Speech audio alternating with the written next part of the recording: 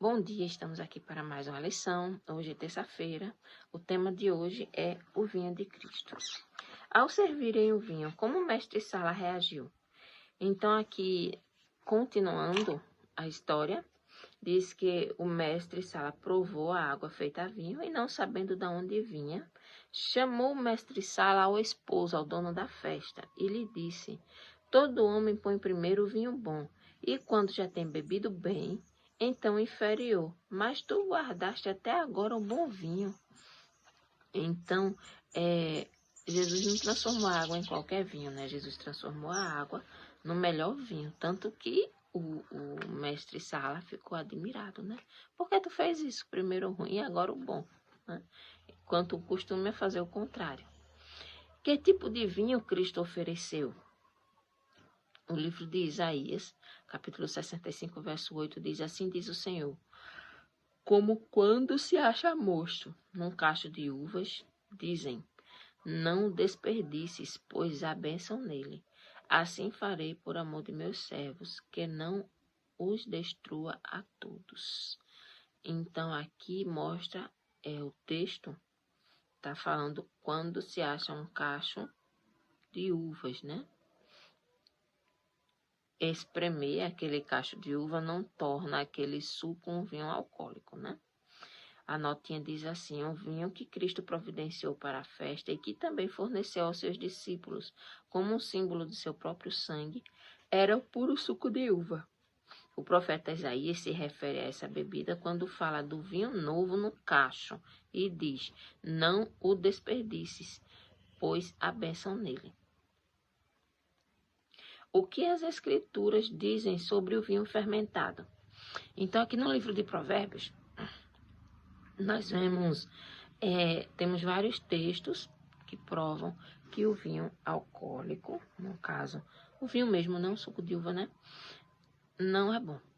Não é bom para o cristão, né? Diz aqui: o vinho é escarnecedor e a bebida forte e alvoroçadora, e todo aquele que neles erram nunca será sábio, né?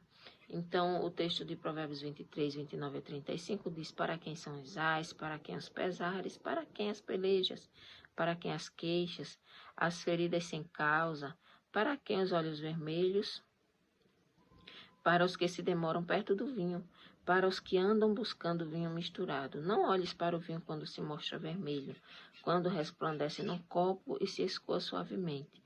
No fim picará como uma cobra, e como o basilisco morderá. Os teus olhos olharão para as mulheres estranhas e o teu coração falará perversidade. E serás como o que se deita no meio do mar, e como o que jaz no topo do mastro. E dirás: espancaram-me e não me doeu, bateram-me e nem senti. Quando despertarei, aí então beberei outra vez. Então, esse texto aqui mostra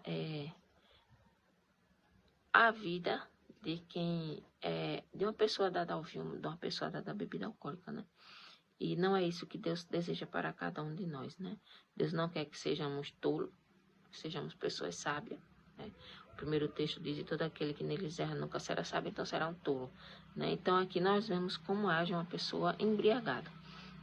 E uma pessoa embriagada não tem condição de entender a palavra de Deus e muito menos de transmitir para outros. Por isso Deus não deixou esse tipo de bebida para cada um de nós. E é um erro um cristão acreditar que o vinho que Jesus transformou, a água que Jesus transformou em vinho ali em Caná da Galileia, foi em bebida alcoólica, né? Um erro muito grande. Diz aqui a notinha: Satanás tenta os homens a uma satisfação própria, que entorpecerá a razão e prejudicará as percepções espirituais. Mas Cristo nos ensina a controlar a natureza inferior. Para quebrar o poder do apetite, Cristo sofreu por nós a mais severa prova que a humanidade poderia suportar. Foi ele que ordenou a João Batista não beber vinho nem bebida forte.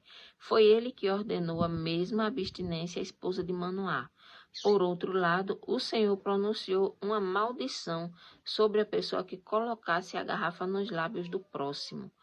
Cristo não contradiz seu próprio ensino. Então, aqui ficou bem claro para cada um de nós, né? Para quem tem alguma dúvida, que aquele vinho ali do casamento e também o vinho oferecido na Santa Ceia, né? era vinho alcoólico, está aqui bem claro, né? Era apenas suco de uva. Que Deus nos ajude e nos conceda cada dia sua graça para que possamos compreender melhor a sua palavra.